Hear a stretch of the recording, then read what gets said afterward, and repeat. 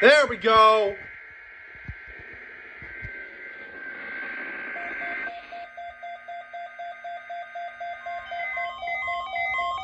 Hey, the Jensen activated!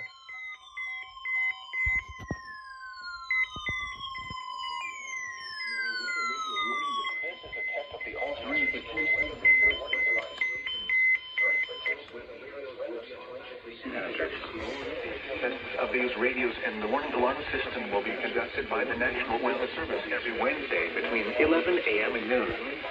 If there is a threat of severe weather, the test will be postponed to the next available. The test will be postponed to the next available good weather day. Reception of this broadcast and the warning alarm will vary at any given location.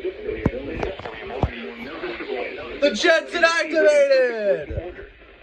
To provide the most consistent warning service possible, the warning alarm will only be activated for warnings in selected watches affecting the listening area.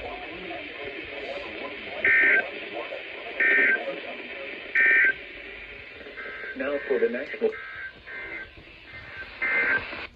This is a test of the All Hazards NOAA weather radio warning device. During potentially dangerous skyline drive, specially built weather radios will be automatically activated to warn of the impending